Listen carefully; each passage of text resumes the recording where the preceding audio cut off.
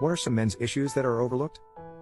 So I'm at the park playing tag with these kids I'm babysitting, and out of nowhere this old lady comes up to me and starts asking all sorts of questions. Do you know these kids? What are their names? Can you call their parents for me? Even asking the kids if they knew me, and when they answered yes, she responded with, "You don't have to lie. If you don't know this man, you can tell me and I can help you." I saw a woman attempting to hit her boyfriend outside a local supermarket. He walked away from her. She followed him and kept hitting him. After this went on for about 90 seconds, he shoved her away roughly once. 2 cars immediately stopped and men jumped out of them shouting at and threatening this guy for shoving her. Nobody did anything when she was attacking him.